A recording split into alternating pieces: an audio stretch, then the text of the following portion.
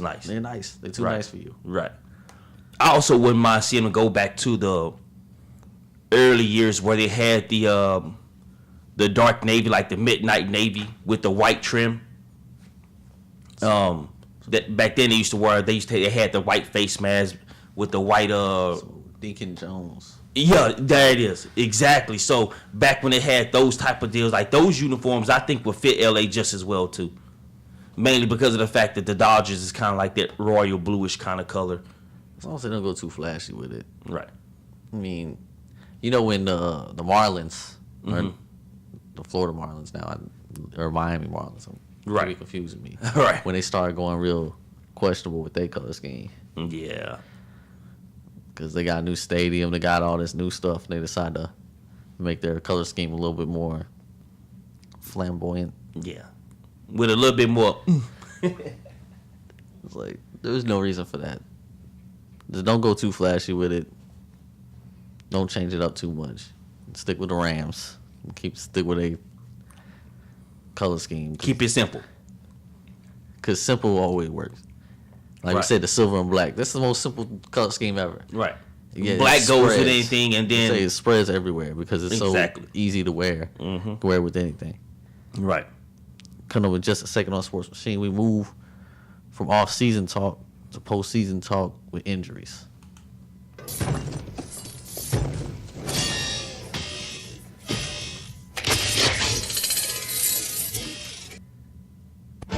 This is the Sports Machine. This is Brian Franklin with today's Sports Machine Sports Ticker. It is official. The NFL does have a team in LA. It appears that the St. Louis Rams are leaving St. Louis and headed to LA. College basketball had a few upsets, including number 1 Kansas getting knocked off by West Virginia 74-63. Number 8 ranked Miami lost to the University of Virginia 66-58. Providence had a close game with Creighton but did win 50-48. Iowa State got knocked off by Texas 94-91 in a close overtime game. And number 3 Maryland lost to Michigan 70-67. Xavier beat DePaul 84-64. Texas A&M beat Florida 71-68. And number 14 ranked Kentucky took out Mississippi State 80-74. In the NBA, the Indiana Pacers took on the Phoenix Suns, winning 116-97. San Antonio Spurs got a 10-point win against Detroit 109-99. The Knicks beat Boston Celtics 120-114. The Rockets beat the Grizzlies 107-91. The Bulls lost a close game to the Bucks 106-101. The Thunder beat the Timberwolves 101-96. This is Brian Franklin with the Sports Machine Sports Ticker. Just spoke on the NFL moving to LA. Back into the playoff talk. Has there been more injuries this postseason than most? It sure seems like it. Especially when you start looking at the teams that are in the mix, that are still in the mix right now. Like, I guess one of the biggest ones right now, you're talking about injuries to watching a divisional round. Of course, you have to talk about the Pittsburgh Steelers. The Pittsburgh Steelers with quarterback Ben Roethlisberger, who has now... He's got some. It's been reported that he has some ligament damage off in that throwing shoulder. It's just not just an AC sprain, and we all know that as of lately, at least as of the last time we've had the opportunity to check, Antonio Brown is still under the league's concussion protocol. You know, if Antonio Brown plays, if he doesn't play, Pac-Man Jones said he will apologize. Right. So in my opinion, the key, I think, Ben Roethlisberger is the main key there. I mean, Landry Jones simply gave away that game when he threw that interception to Vontaze Burfict. I mean, they should be packing it up, going fishing right now. Should be, but they not. You know, and once again, you take away any way you can get it. But I think in this situation, Ben Roethlisberger's health is a whole lot more important to me than Antonio Brown, because you figure that if you can, if with Antonio Brown, even if he missed this game, you're missing a great weapon without question. But they also, Ben Roethlisberger, being a veteran quarterback that he is, can spread the ball around to the other few guys that they have. Not to mention, even though that they didn't have D'Angelo Williams in that game, they still managed to sustain some type of run game with the 2 running backs they had. So, for me, Roethlisberger, if he's not able to go, I can't really give my pick away, but I think you're going to see Denver's, I guess the point spread and the picks towards Denver is going to really go up. Especially both of them can't go. Especially when you consider the fact that, Denver has to be the favorite, even when they're healthy. Right. It appears anyway. Right. On the Broncos side, they're not necessarily considered the healthiest either. Right. Still not.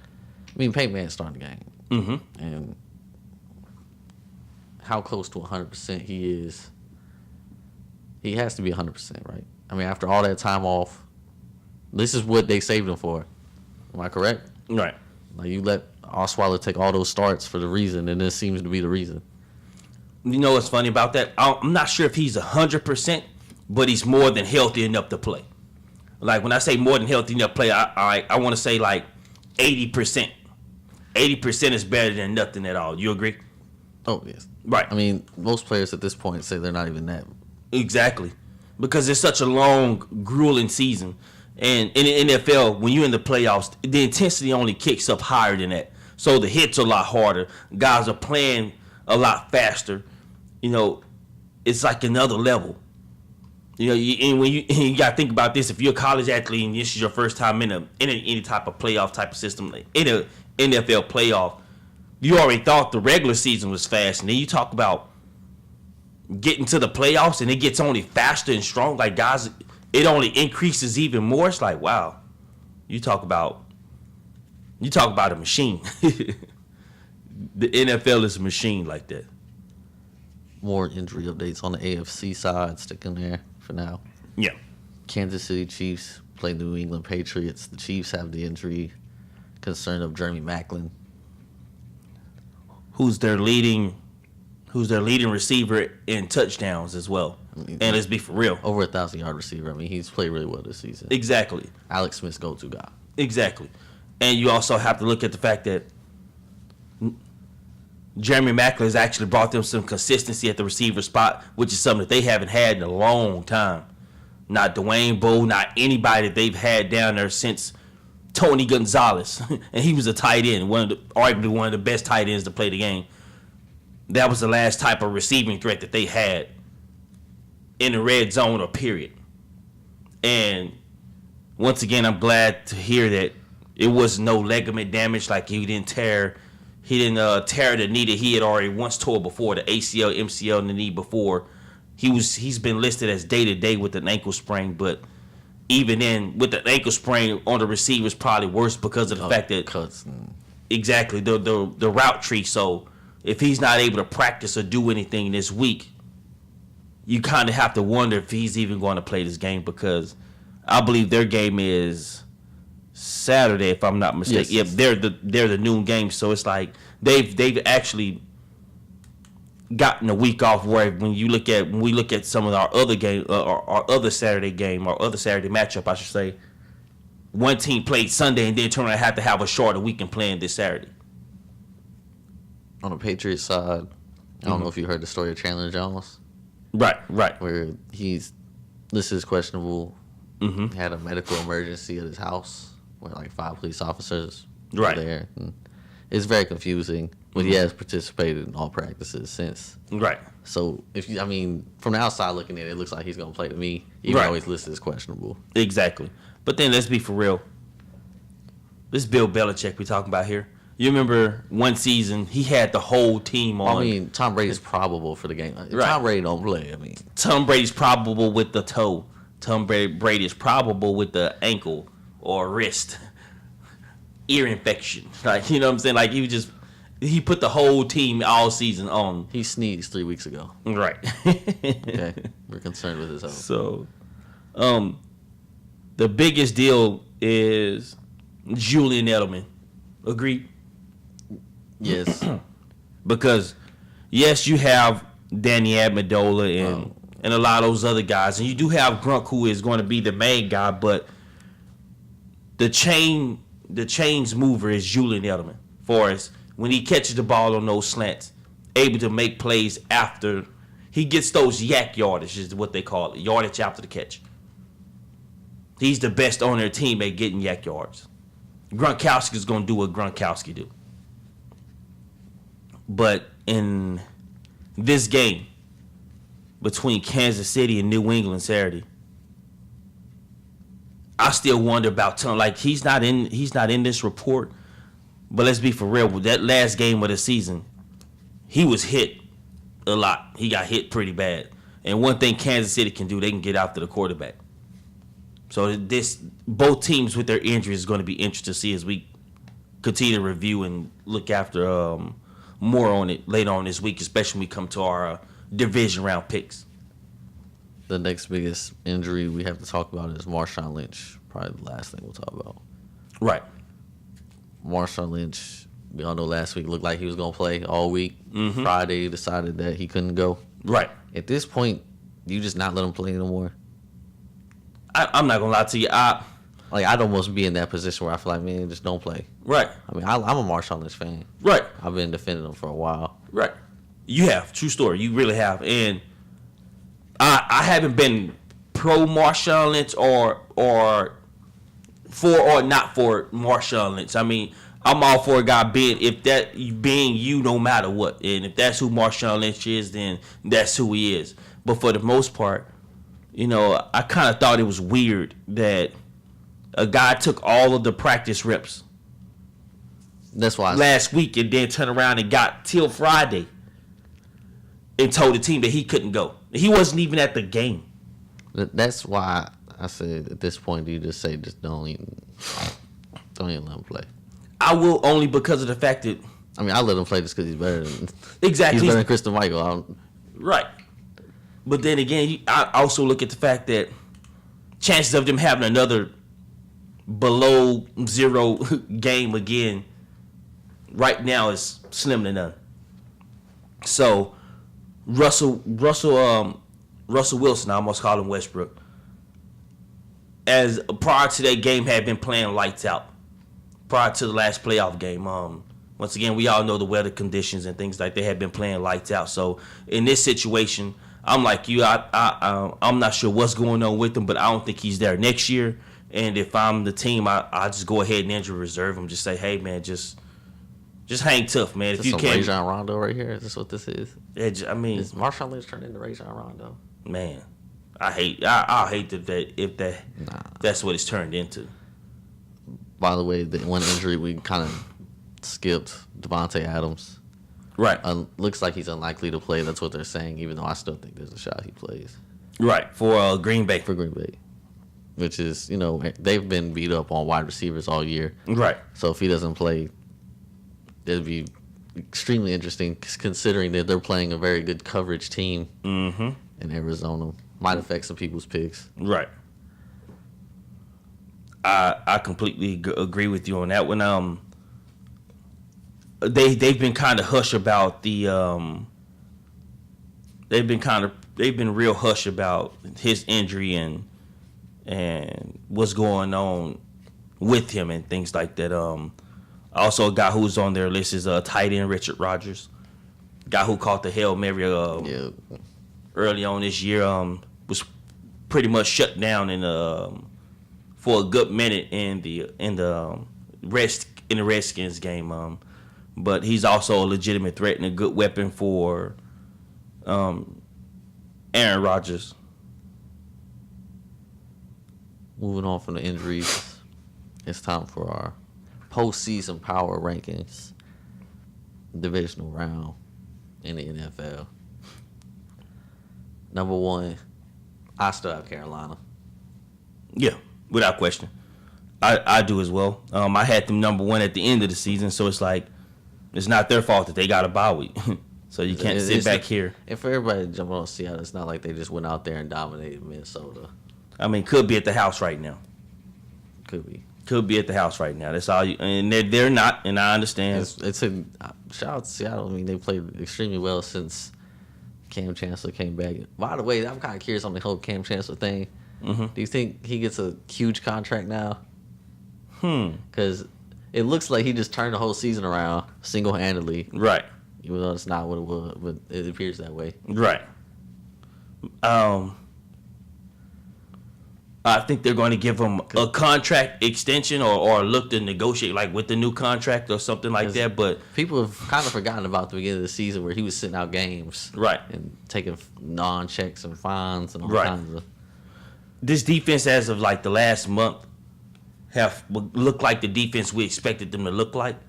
But I'm not sure if it's mainly because of Cam Chancellor or is it mainly because of the fact that the offense is finally able to get the defense a cushion to play with.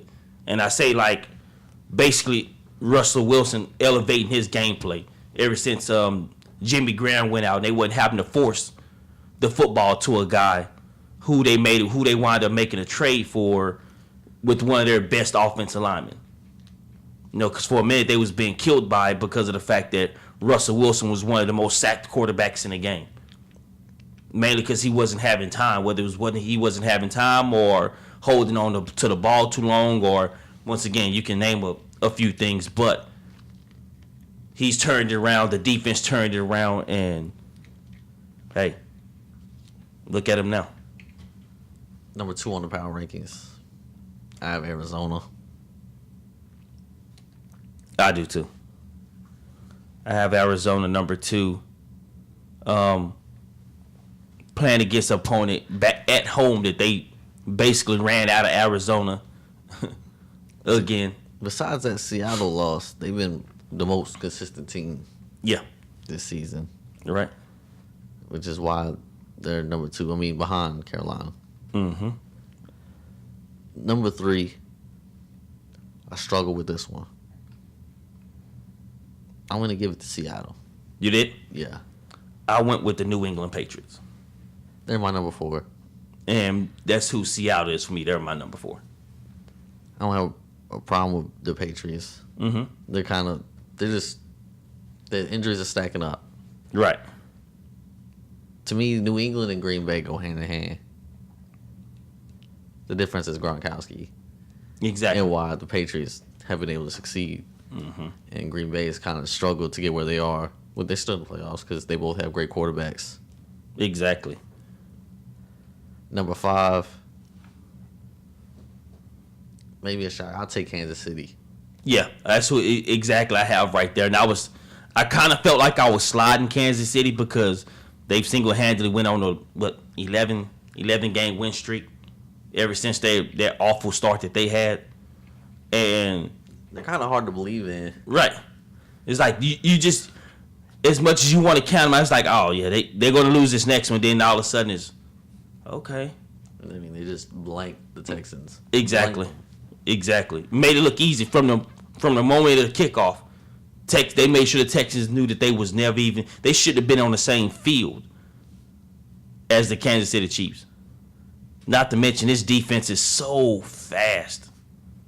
Their defense is so fast. I mean, once again, I know they're still iffy on Jeremy Maclin, but Kansas City defense, those guys can rush the passer.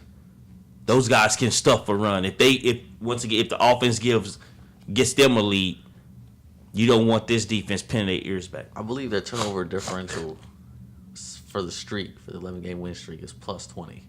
Wow. Ain't playing no games. You have Alex Smith, ultimate game manager, not going to turn the ball over. All he has to do, running back hasn't been fumbling the ball. Plus, you add the defense on top of that takes the ball away. As much as people tend to get on Alex Smith, I want to refer them back to that one drive that they were in. They were backed up deep in their territory, and because of a fluke, they called it holding. That I'm looking like I don't see a hold, but Alex Smith, he's deceptive. He's really sneaky. Oh yeah, he can run. Exactly, and not only like one of the things is like when I say he's sneaky is just when you think he's going out of bounds, you see some guys let up, and then he takes it back up for another 3 or 4 more yards. And just when you think he's going to go out again, he kept on going. And it was almost like a 50, 60-something yard run that got called back due to a holding. But I'm looking like this dude basically just duped guys into thinking it, making them think he was going to run out. Kept on running, got a block. Receiver started running downfield with him. And then finally was forced out of bounds. Like, once again, this guy has it in his mind that he's going to make a play. If he can score with his legs, he's going to score on you with his legs. If you let him run 80 yards, he'll take it 80 yards. He's fine with it. And I like that in the guy. Number 6, I'll take the Green Bay Packers. Right. I know like I said, they've been banged up all year. Mm-hmm. But they were kind of impressive when they win. I mean, right. It was the best game out of all the playoff games, in my opinion. Them versus the Redskins. The Packers did something that the Cowboys did last year, and they let Aaron Rodgers get into a rhythm. And when he got into a rhythm, this is one quarterback when, you know how NBA players call it the zone. I was in the zone. You know, some players, they call it, when they're in their zone, they're unstoppable. And they wound up letting Aaron Rodgers get into a zone with that offense. And from there, it's like Washington was in trouble. And I say the same thing when Packers played this week against Arizona in Arizona. If Aaron Rodgers get into a zone, let's not forget they are missing one of their best cover guys, Tyrann Mathieu, back there. If Aaron Rodgers gets into a zone with this team, they better be ready to look for a shootout. Whichever team has the ball last might win this game. Number 7, I have the Denver Broncos. I almost want to put them ahead of the Green Bay Packers, but like I said, I know Peyton Manning at 80%, you still take him, but it's like, yeah, I'm not sure how much noise you're going to make. I don't have trust in Peyton Manning. Right. I mean, their defense is pretty solid, and depending on what happens with the other two key players on the Pittsburgh Steelers side, they may get to the championship game. And that's who comes in 8. Pittsburgh Steelers, because their injuries are number 8. Exactly. But if they've been healthy, I probably would had them top 4. Probably ahead of Denver at least. Had the Bengals got that win, where would you have put them? Hypothetically speaking, would they been in your top 5? With AJ McCarron, they probably been 8. Yeah, I can see that. I can understand that. No trust there. Right. I don't trust that guy. Nothing against AJ McCarron or any other Alabama quarterback or running back. Alabama does not produce great offensive talent besides wide receivers. Yeah. And that's Amari Cooper and Julio Jones.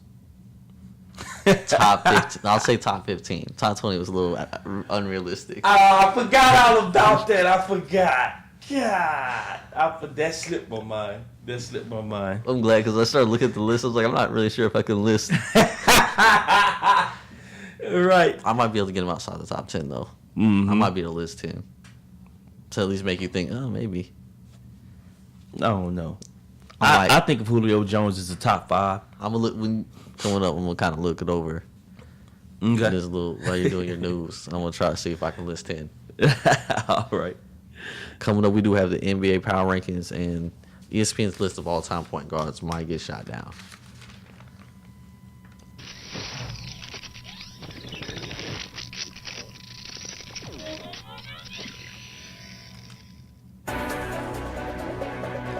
I am Dwellin Dean with your Sports Machine News Update.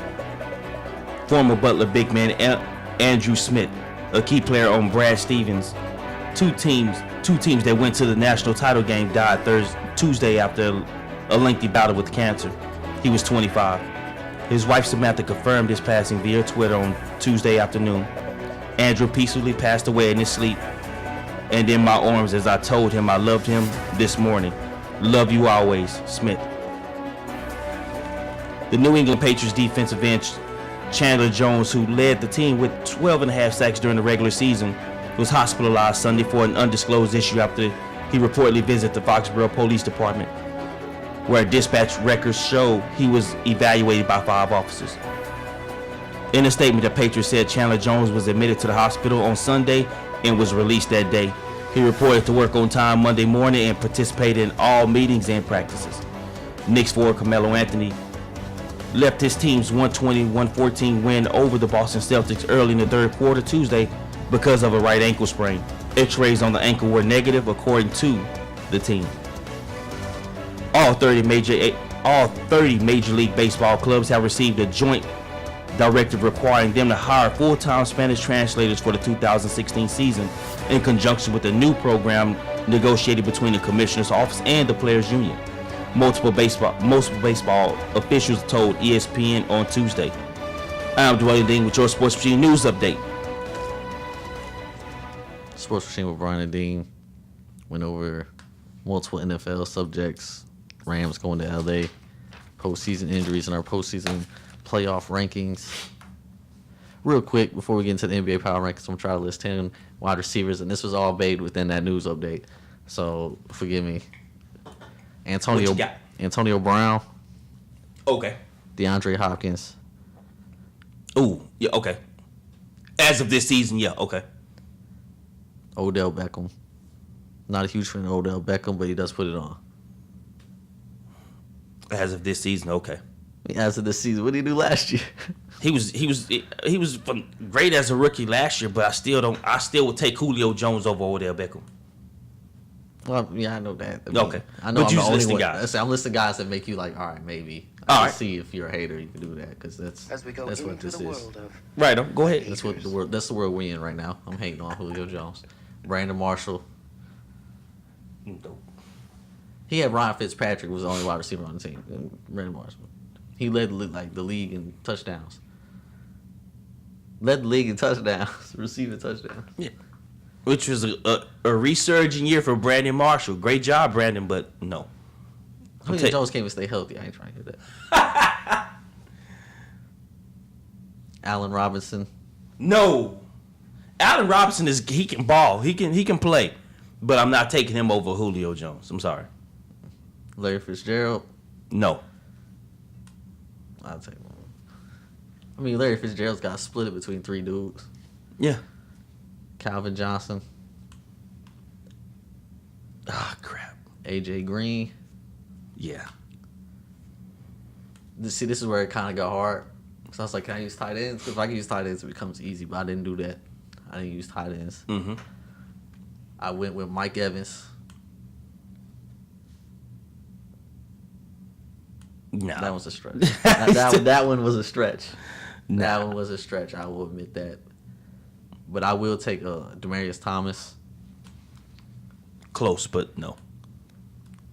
And if I throw out Mike Evans, because that was 10, but if I throw out Mike Evans, my next pick would probably be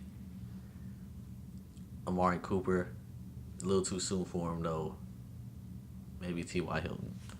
No, neither one. I like T.Y. Hilton. I think No, he neither one. Gets hated. He had Matt Hasselbeck throwing the ball this year. I'm not hearing it. No. If it wasn't for Matt Hasselbeck and Andrew Luck, No. T.Y. Hilton would be on that list. No.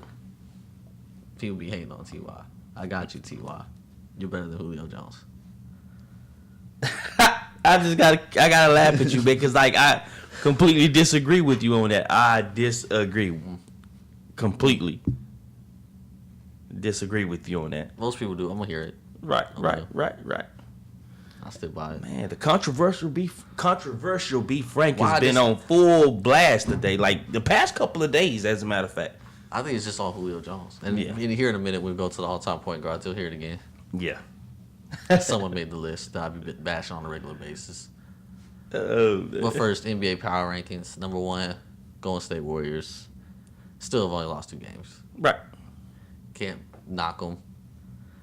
Number 2, San Antonio Spurs, Without question. which is right there competing for number 1 because they only have 6 losses. Mm-hmm. They've won 9 straight.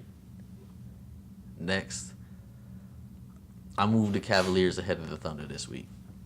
You did. Yes, I have the Cavaliers 3rd. I still have it 1, 2, 3. All West Coast. Then with the Cavaliers. So I have the Thunder 4th.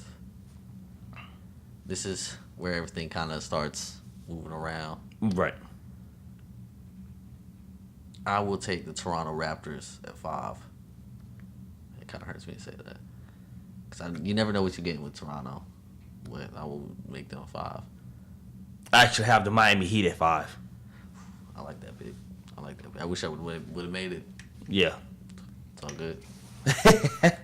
Mainly because of the fact that, like you said before, I mean, Hassan Whiteside, I mean, he's the big reason why this team is even kind of, I won't say just relevant, but why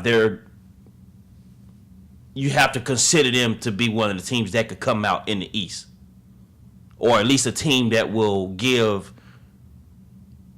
the Cavaliers a huge run for their money if they come across each other in the playoffs. Next up, number 6. I have the Indiana Pacers. I still believe in Paul George. Number 6, I have Toronto. Number 7, that's where I have the Miami Heat. Number 7, I have Indiana. The Pacers. Nice. Mm-hmm. Number 8, for the first time in a while, another Western Conference team made it. I'll take the Clippers, even though no trust in the Clippers. They're just on a winning streak right now. Right. They'll drop out here in a minute. I'd probably still like the Dallas Mavericks more. Yeah. But as of right now, I'll let the Clippers make it since they're on a winning streak. I got the Atlanta Hawks in that spot, actually. And that's who comes in next for me is Atlanta. And then I have the Clippers. The Western Conference is making a comeback. I'm trying, yeah. True story. Because this has been a conference battle all year, in my opinion. Mm-hmm. Because the Western Conference is supposed to, be the dominant team. Right. Or the dominant conference. Right. But for some reason this year, it turned out the Eastern Conference is blowing them out. Exactly. But as of late, it's kind of evening out.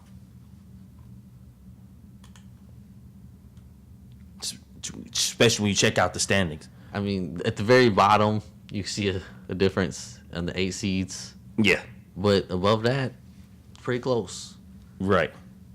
The Western Conference is really strong at the top, though. The only problem with this is, like, me being a Mavs fan, I see when the Mavs lose the way they lost tonight, all of a sudden you look behind them and it's like, there's Memphis at 21-19. And you have the Mavericks at 22-17 at the number 5 spot. So it's like, okay, you still have the All-Star break coming up, and after the All-Star break, that's when basketball gets down to the nitty-gritty where everybody's jockeying for some type of position, looking for a better playoff seed to get the better matchup. So, like you said before, from in the Western Conference, when you start going 4 on back to 8, anything can happen. Due to the fact that a lot of teams in that from 4 on back is kind of inconsistent. To me, 4 or 5, if the playoffs start, I think 4 or 5 is a toss-up series. Every series after that, you're wondering if it is going to be a sweep. True story. Because the top 3 in the Western Conference, the Warriors, Spurs, and Thunder, just moving back. They're dominant. Right. And the thing is, one of those teams are going to face each other in the second round of playoffs, whether it be Golden State, San Antonio, or Golden State and Oklahoma City. I mean, either way, it could be San Antonio and Oklahoma City. Like one of those top 3 teams is facing each other to get to the Western Conference final. And all you can do is hope whoever's playing who, they can at least go out there and make the Golden State Warriors or somebody work. And that brings up an interesting question. Let's say, because top 3 Western Conference, they're going to have to work to get to the championship. Yes. Especially if you're the 2 or 3 seed. Right. Because you're going to have to face two of the top teams in the Western Conference. Exactly. Forbidding a 1-8 upset. Right. The Jazz aren't beating the Warriors, so just right. it out there. Right. Ain't happening. Are they going to be too tired to take on the Cavaliers, who seem to be like they're going to dominate the East? There's a couple of teams in the East that seem like they might give them trouble, but a lot of the Eastern Conference teams are really inconsistent. Mm-hmm. My only deal is I don't think Cleveland want to see Boston again in a 7-game series. Boston needs to stop playing around. Right. I mentioned it before the show. Right. About what happened to Boston. Marcus Smart got hurt. Mm-hmm. While Marcus Smart was hurt, Isaiah Thomas puts up points. That's what he does. He's a scorer. Mm-hmm. So when Marcus Smart come back, they bring in Marcus Smart off the bench because Isaiah Thomas can score, which I don't have a huge problem with. But you was giving up all defense. Exactly. Yeah, now you can score, but now you can't stop anybody. Isaiah Thomas isn't a good defender. Exactly. It's almost like James Harden. It's like, yo, you're going to put up 40 points, but you may give up 30 or 35. It's kind of moot then. I'm not sure if I'm putting Isaiah Thomas on James Harden level, but When you say that he can score and they're not playing defense, that's the first person coming to my mind is James Harden. James Harden. I'm sorry. Like, seriously. I don't think of anybody else but the guy with the beard playing in Houston. As we go into the world of the I'll be that. he was I'll almost be the that. MVP last year. MVP that allowed just as many points as he scored. Great job, NBA. Great job. He wasn't the MVP. He was almost. He was almost. Just the fact that he was almost is, yeah, great job. Voters. Which is a shame because we all know Stephen Curry had that. Right. Let's be real. Right. It wasn't close. Right. Moving on from the NBA power rankings and the conferences evening out. ESPN listed top 10 all-time point guards. You know, they have 5 writers or whatever, reporters, Right. whatever you want to call them. And they do some type of conference and come up with the top 10 point guards of all time. I don't have just a gigantic problem with this list because the first person is Magic Johnson. I'm down for that. He deserves it. He's right there. Number 2, they have Oscar Robertson, Mm-hmm. the big O. I mean, he pretty much almost averaged a triple-double so Right. his whole career. So Exactly. no diss in there. Then they have John Stockton. Averaged a double-double. Right. All-time assist leader, if I'm not mistaken, correct? Yes. And averaged 2.2 steals per game.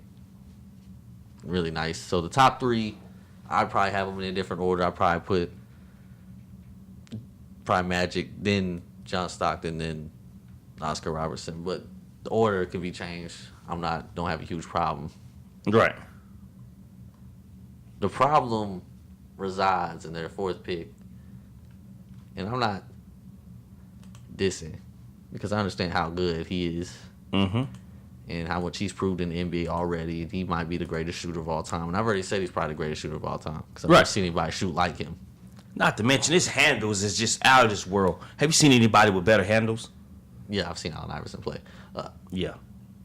I give you that, but If y'all don't know, we're talking about Stephen Curry. yeah. Yes, they listed Stephen Curry as the 4th greatest point guard of all time already. Now the only problem I have with that is the guys who he's in front of on this list. Well, that's the problem. Right. It's like, wow, like I don't have a problem with him being on the list. It's just he's in front of some Hall of Fame guys. Yeah, I mean he's proven he can shoot. Right. He's got handles and he's become better at defense. Not great, but he's come better at defense. Right. But if the 3-point line wasn't here, what would Stephen Curry be? Shoots. Would he? Well, would he be? Man, you know what? He'd almost be like Pistol Pete. People forget Pistol Pete.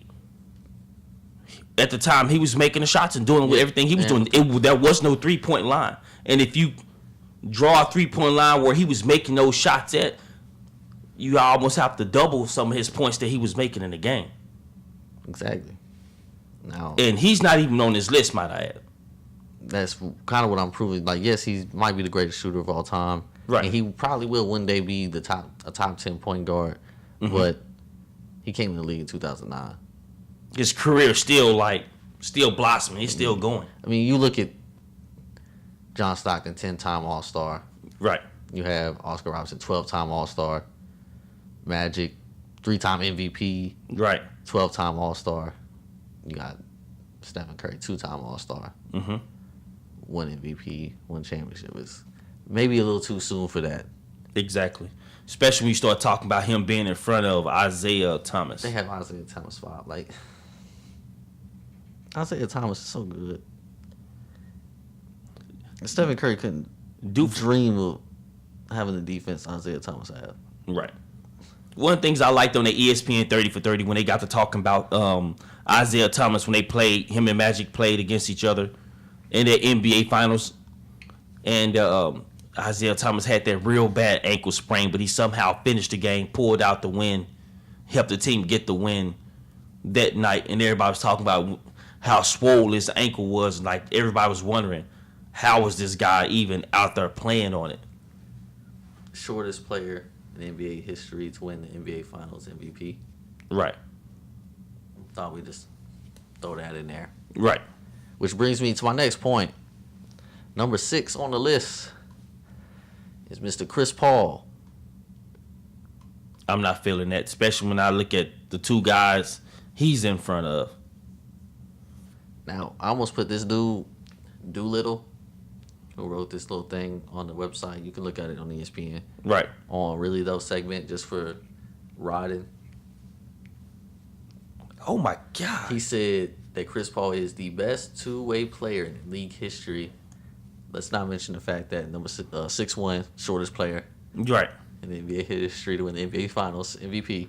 Isaiah Thomas is a great defender and a great scorer and a great assist person. I thought he might be the greatest two-way short player in NBA history, or maybe somebody else that is not on the list. Hopefully they got him listed as a shooting guard. Allen Iverson might be. They have him in front of. Can I go ahead and spill the beans real quick? Go ahead. They have him in front of Steve Nash, Jason Kidd, Walt Frazier, and Bob Cousy. No. Once again, I know I wasn't allowed to see the last two play, Walt Frazier and Bob Cousy. But I do know something about Jason Kidd, and I do know something about Jason Kidd, by the way, also another two-way player. Exactly. That's better than Chris Paul. And I do know something about Steve Nash, who is arguably one of the best pick and roll guys. I don't care what nobody say. Steve Nash did the greatest passes I've ever seen in my life. Who- I like John Stockton, but Steve Nash one time was triple cover, was falling out of bounds, and threw it behind the back, and dude wide open, Right in the there. hands, Right like, there. just straight in the shooting position. And you're looking at Steve Nash like your court, like that court vision though, like that court vision. That's all you can say about that. That court vision though. I mean, his money making ability as well. Yes. I mean, he conned LA into giving them so much money. My deal is Jason Kidd. One time, I was tagged in a post Saturday with by Richard, and of course I'm gonna be a homer due to the fact that Jason Kidd was drafted here. Also helped bring a NBA championship to the city. So I'm a homer to Jason Kidd being hired on this list, being in front of both Chris Paul and Stephen Curry. Are we bashing active players too much because they're active? No, we're not. It's just when you start looking at Like, what these guys have, like these guys' careers are already over. Like, I'm looking at Chris Paul, and I'm seeing what his career could possibly lead to, and he's still not my top 10 all-time point guards, probably. He might be at the towards the bottom, 9 and 10. He might be. I probably wouldn't, me, because I don't even have him as a top 5 right now in the NBA. Right. I know this is a top 10 all-time. Like I said before, I still wonder. Steph Curry may become top 10, but right now you can't list him ahead of these guys as the 12-time All-Stars, 2-time MVPs. Right. Jason Kidd, 10-time All-Star. Exactly. Pretty much changed his whole game from the beginning of his career to the end of his career so he could keep playing. Basically, these guys' careers are still going up. So that's why I'm looking at it and I'm saying, like you said before, where's Allen Iverson? I'm assuming they where's listed, Pistol Pete Maravich? Like, they must have had him listed as shooting guard. That's the only thing I can fathom in my head, because I would hate to have to really know ESPN every single day because they don't have Allen Iverson as the top 10 in his position. But why would they put him as shooting guard? Because I don't know, because he doesn't pass. He didn't need to pass. They was doing the pass too. I mean, they wanted to patch to Eric Snow all the time. Thank God he didn't do that. If he did that, I'm not bashing Eric Snow, but I mean, come on now, I'm bashing Eric Snow. I'll bash him. You don't have to do it. I'll do it. Oh, For those people that be bashing Allen Iverson, he's 12th all time in steals. 12.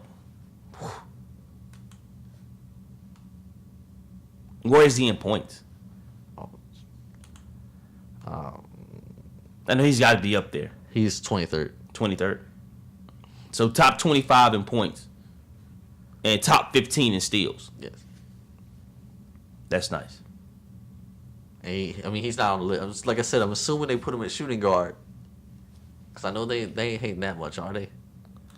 You know, in this world we live in, you got to get your haters up. As we go into the world of the haters. And if you ain't got, it's like they say, if you ain't got your haters up, then something ain't right.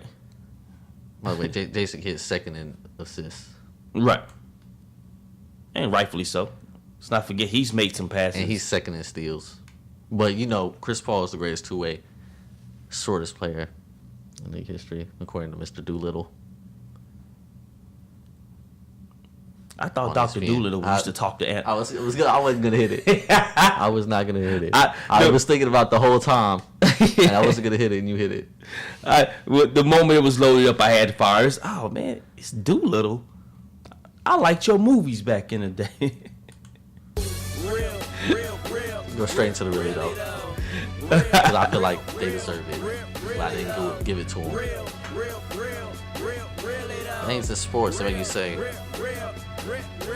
really though? Who would you like to go first? I'm gonna make mine real quick. My really though goes to Republican candidate Donald Trump. Yes, the Donald was going to get it. He's got it once before. That was last year, but that don't count. But starting this year, yes, you're getting it early this year. Early. Fabulous Friday Night Freestyles. We're going to do it again. Yep, mess around. Let him say something else stupid. My knock on Donald Trump was about his statements to the league when he said that the NFL's grown soft due to the fact that they're calling the headshots. And I say to this guy, have you not heard of CTE and what it's doing to these guys? The league has to protect itself, protect these players from basically making themselves mentally ill with shots to the head or using their head as a weapon. And he said that the fact that the NFL is calling penalties on headshots and suspending guys for those headshots, when because he basically compared and said that Lawrence Taylor and Dick Butkus and all these guys used to love those headshots. But I sit back and I say, if those guys knew what they know now, would they have done still been making those shots, knowing that they're causing bodily harm, head injuries to their fellow brethren who's out there on the gridiron with them? And I say I'm more than certain they wouldn't have been doing it because they did not know. But now that they know and they're trying to change it, he wants to say, well, the league is going soft and there's a symbol of America today because America's going soft. Okay, that your thoughts on America is your thoughts on America, but your thoughts on the NFL is one thing. And these guys out there trying to protect guys who need someone to protect them. So Donald Trump, really though, shut your pie hole, man. Had to get that in. I wasn't gonna do it, but I had to say it. You have some type of problem with Donald Trump, probably for good reason. Cause I don't really like him either. But that's nothing to do with this. My really though goes out to Baron Davis. BD. I have no problem with Baron Davis, but he's reportedly looking into joining the D League. The D stands for development. God. Really though, Baron Davis, what are you developing right now? Just go to China, dude. Just go to see. That's why I'm really throwing him. It's not because he wants to play basketball. You want to play basketball? That's great. A lot of players leave the NBA and still play basketball afterwards. The problem is the D League. Why are you going to the D League? Just go to China. It's the like you said, developmental league. Jordan Crawford decided to leave the NBA and went to China. He dropped 72 points. Baron Davis, you could go over there and drop 60 at least. Really, Exactly. though. I like Baron Davis's game. Stephon Starberry, he's got statue. He got a statue built of him over there in China. That's the reason why he ain't came back to the I wouldn't States. come back. Because they treat him like a god over there. I go over there and drop 72. If I'm Jordan, I'm never coming back to NBA. Right. Ever. Right. I'm staying in China. I'm trying to break Kobe and Wilt Chamberlain records over there. Right. If I could drop 72 right now, I'm gonna try to work on my game so I can hit 101. Exactly. Become a legend outside the States. They're gonna have legends about me Exactly. in China. You know, China legends always Oh, be kind of cool because he was like a dragon. It's like, yo, they said I'm like a dragon, son. Like, it's like, yo, I don't understand. breathing fire on these boys. Like, man, I'm telling you, ether breath. Great show today. Coming up, we know on Friday we're gonna get into the picks. Yep. Not really sure what we got going on tomorrow. I might go back on these point guard lists. I don't know. Most definitely gonna get back in on your wide receivers list. I may need to create my own. If I did a wide receivers list, Julio Jones would probably be in the top 10. But I was on the spot and I said, I might be at list 10. Right. The bottom two was the close ones to me. Even though I still believe T.Y. Hilton and T.Y. Hill. The fact of the matter is, you still get big credit for me for still attempting to do it within like 2 or 3 minutes. Like, that's all you could do. You had such a small window, like a crack, and you still tried to make something happen. So I commend you for it. But a couple of guys you listed, it was like, you're reaching. That was a bit of a reach. I mean, I got you though. It's cool. I'm not bad. I believe in T.Y. Hill. I stand by the T.Y. Hill big. I don't care what nobody say. Good luck. And Amari Cooper in 3 years will be better than Julio Jones. You saying that as if Julio Jones ain't gonna get By better. the way, I didn't even mention Des Bryant. I was gonna say that, but then I figured I was gonna come out as a homer. That's the cheat code right there. Exactly. That was a cheat code. Like, I was like, do I throw him in? No, I'm not gonna throw him in. Exactly. So I I know didn't. you're gonna agree with it. Exactly. I knew you were gonna agree. Exactly. So I'm gonna list people he doesn't agree with. Because I was ready to say that at the end, but it was like, all right, we gotta get it pushing. So I didn't. I was like, Because Des Bryant is better. would have been without question. I think we had this discussion back when they labeled Julio Jones at 11 and they had Des Bryant 15 in the top 100. Yes. And I was like, By the way, I also didn't mention Alshon Jeffrey, who I also believe is better. yeah, He was injured most of the season, but Alshon Jeffrey a beast. he's been injured a lot through college and In college and 1 year in the NFL. Julio Jones been injured in the NFL a lot, so I ain't trying to hear that excuse. Julio Jones might be the most injured wide receiver of all time. Nah, Say- that's a reach. But he's still injured a lot. I'm Because I just saying thought about that dude that used to play for the Cowboys that used to tear his ACL every single year. talking about He did like 3 years in a row. He had to retire. So I couldn't call Julio Jones. oh man, man, I'm trying to think of who you talking. Man, I gotta find it now. He was on the Hard Knocks, whatever. Oh yeah. That little kid, like I think he was like number 13 or Yeah. something. Yeah, It was like having like 3 years in a row and he was crying. right. Which Yeah, out of there, like for good reason. And it was always in practice when he tore his stuff. Exactly. It was It's like, like yo, this never guy, in he the gonna be cold when he get ready. And it's like in practice, one knee. Next year, the other knee.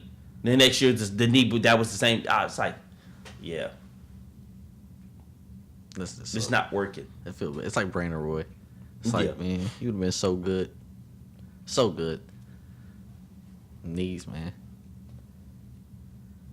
Bad news. Like I said, tomorrow is going to be an interesting day, especially if we do a wide receivers list. Because I'm going to have to stand by what I've put out there. He's not top 10. Even though it's pretty noticeable that he's probably 8 or 9. Still halfway bashing him. That's all coming up this week on Sports Machine. Peace out.